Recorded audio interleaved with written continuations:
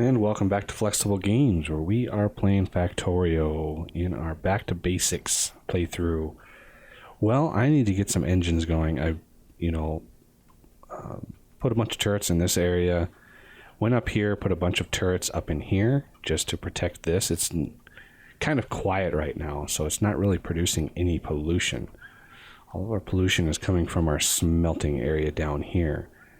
I decided because we're not going to be hitting a lot of the mod added biters and spitters, we can kind of get away with the more vanilla attack strategy. And I'd really like to get laser turrets up and running because they don't require ammo, and power is something we can just expand and expand and expand. To do that, we need batteries. And to do batteries, we're going to need some train systems. I also added the fluid handling, fluid barrel mod here. And that allows us to barrel the lubricant that we're going to need for our electric engines for stuff like pumps and other things. For now, we actually need regular engine units to build up to actually make the locomotives and all of that stuff. So I put some power down our bus here, right kind of smack in the middle of our bus. I've ran some power poles, connected it up to our power, and we are ready to go. So engines are a very long and tedious sort of crafting process because of how many seconds it takes to actually create them. So I'm going to go with 10 constructors. So that's essentially an engine every 2 seconds. And we're going to also use them for bots and other things. So let's kind of give ourselves a little bit of space and build 10 engine unit producers. Now we're going to want a few more because of the added materials these engines take. And we can get away with putting basically all of these supply on one side. So let's go up the line. So our supply for all of these is going to be pretty straightforward. We want... Oh, I did it again. We want our supply, because these take 20 seconds, we really don't need a whole lot of creation. So the one gear wheel is fine. We can produce a gear wheel every half a second. So one assembler for a gear wheel is fine. The pipes, similarly, we have 2 pipes. Well, these take 2, so our pipes are going to be also pretty straightforward. 0.5 seconds for the pipes, and the gear wheels again are pretty easy to make. We want iron to come in here. We're kind of encroaching in on this, so instead of putting this all the way up here, let's put it on the side, like here.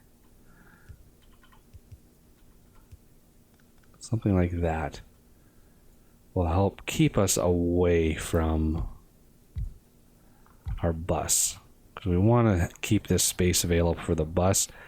Other things will go on the bus. We might not even need a whole bus system because of how spaced out our production is.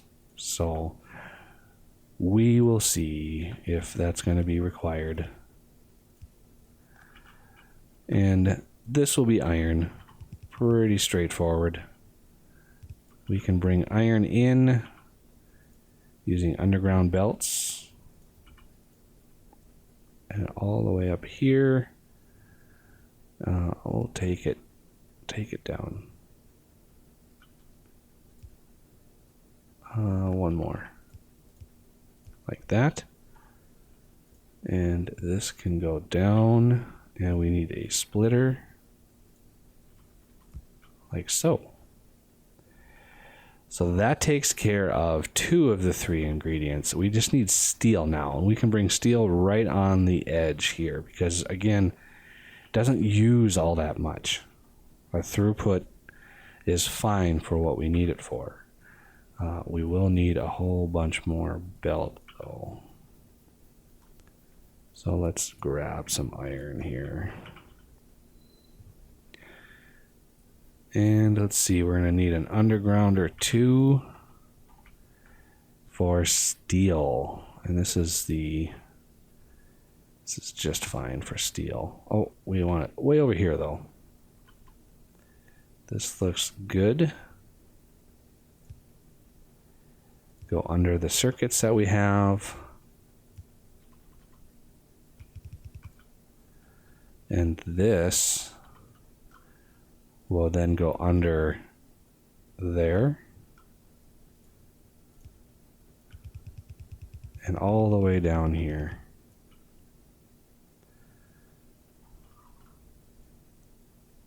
Okay, now for inserters and all that kind of good stuff, we want a few fast inserters for the 2 ingredients so they can pull them in. And we want 10 fast. We don't need fast long-handed. For now, let's just do regular long-handed.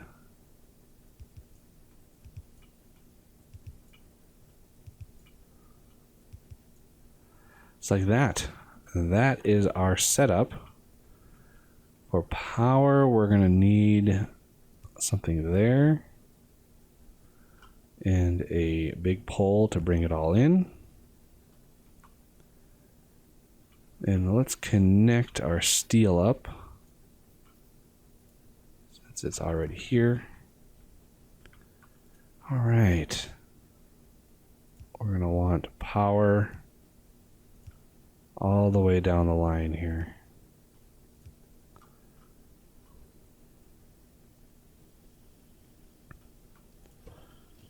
This looks like it's getting there. Got a few. We'll see in a couple seconds how well it is. It should back up because these things take so long to craft. Well, let's see which ones are working. Looks like all but this one's now working. So we're now able to supply everything. I could increase a little bit. Could always add one or the other. It looks like our gears are backing up just fine. Looks like our pipes are now backing up. Everything looks good. Now for the output, I'm eventually going to want to be upgrading these to the better electric engines for bots. However, for now, I would like to sort of put these into a chest somewhere. Let's just go all the way up here and just build us a chest and limit it to 1.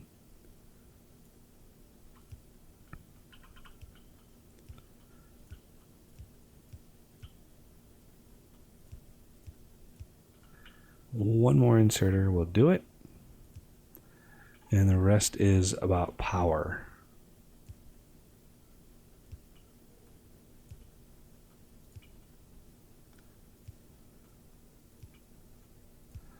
There we go.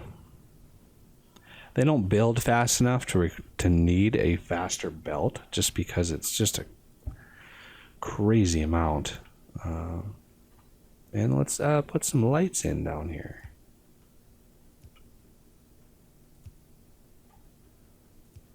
There we go. Everything's backed up. Everything's good. We have 38 engines now.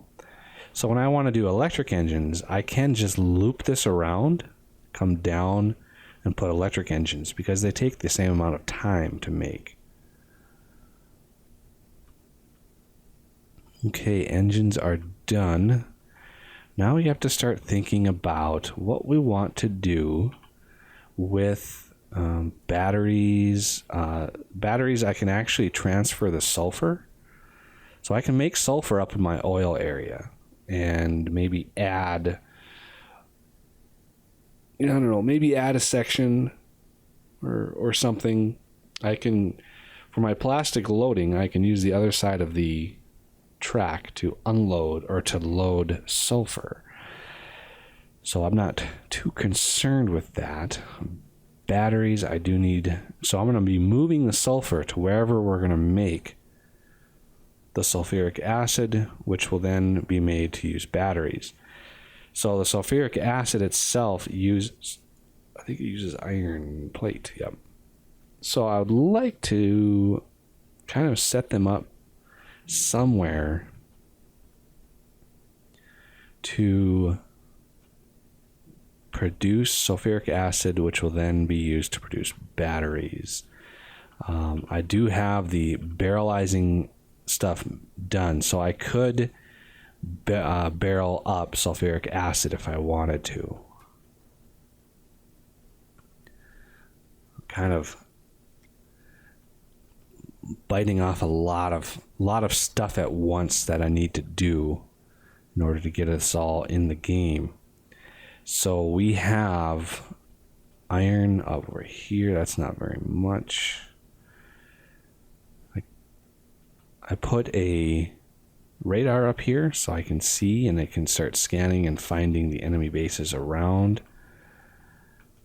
I know where they are over here, so I think this over here might be a good spot to set up a huge iron smelting area. Here's another big blob of iron way over here. But I think over here is probably a good plan. And now that I've got some engines, I could actually make a car. So let me grab the engines that are in there. And do I have Automo? I should have a car in here somewhere. Unless I didn't. There it is. So pretty straightforward. I have coal in my inventory, so when I place it, it'll automatically give me, it'll automatically put in some fuel so that I can tool around with. Just get around faster. I'm going to have to work on clearing out a lot of the rocks because those things do by far the most damage when you run into them. When you smack into a rock with a vehicle, it can take out a car with one hit. So you got to be very careful. So now that I can build a car, do that.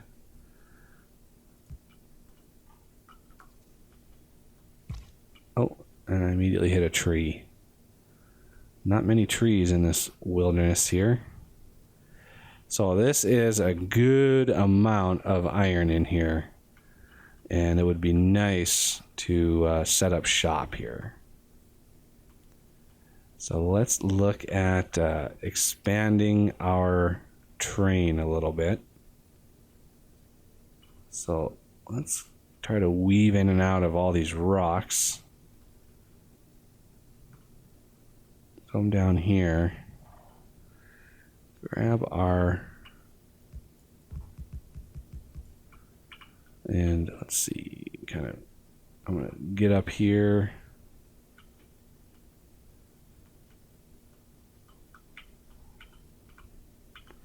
Set myself up. And maybe I can make it without trashing my car. Got to keep an eye on for misclicks here because it's not a perfectly straight system, so I might just hop out and do it that way because picking these up takes forever, and I don't have a diamond axe that speeds it up. because all these tracks are going to come around. Oh, there's a rock I would have hit.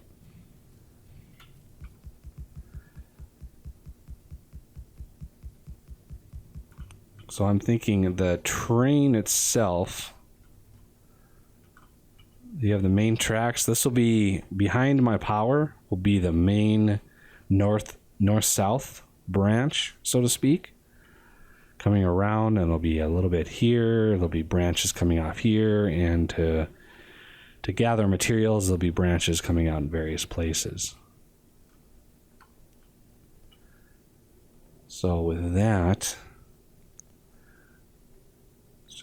just getting the train system up and running can be kind of a daunting thing, just because of how much work it takes getting the tracks laid out and everything.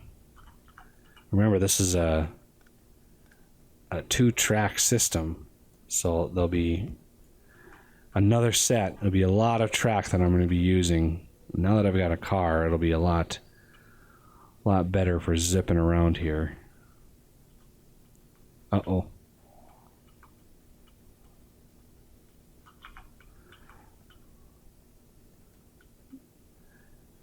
Should have come down this way. That would have been a little smarter. A little big wide open area down here. But as you can see, I've got lots of track. So I've been producing it quite a bit. I don't need too much. I don't need very much curved track. I just need track itself. And because my pollution is pretty high, my trees are slowly dying off. Kind of sucks, but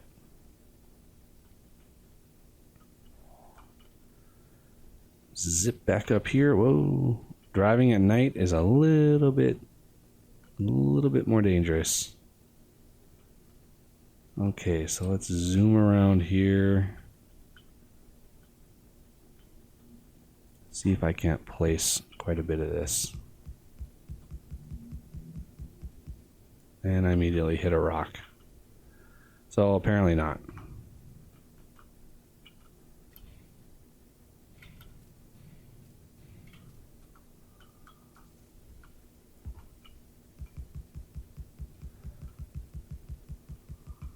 Another rock. Good rocks. Just so many rocks. I was seeing the map when it generated. I was like, look at all the rocks.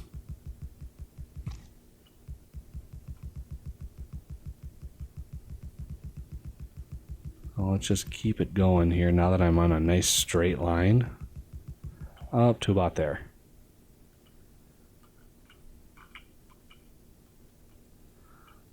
Zip back over here, and let's see if we can try to place some of these. Ooh, I got through that. Awesome. All right, we have a good amount of track laid.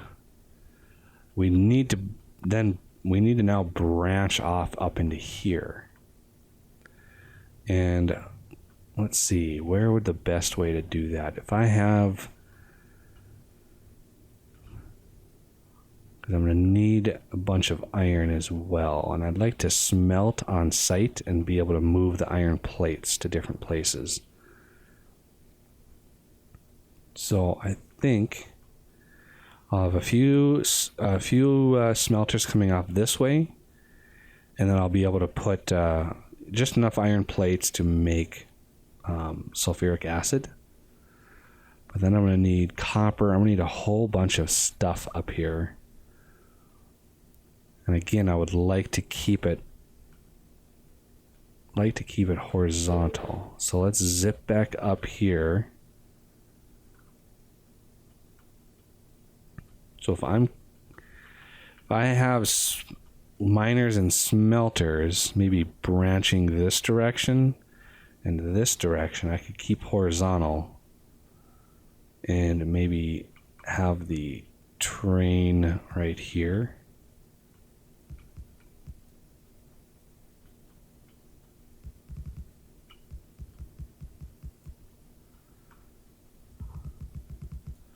So that's kind of what my thinking is. I need to keep that horizontal. The .13 update isn't out yet that kind of normalizes the train length. So we have multiple load and unload stations, depending on what we're going to be using them for.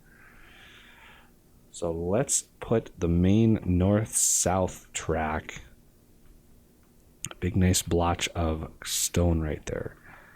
So I think I want to do coming up like this. How much track do I have left? Not much. So if this is my north-south bend, where does that match up? Down here.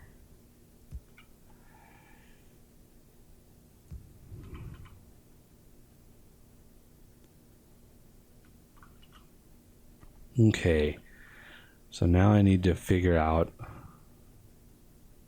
which direction. This is going to be, so it looks like we're going to be driving left instead of drive right. So let's see. Oh, that'll have to do it for this episode though. Sorry about that. So thank you for watching, and I will see you next time.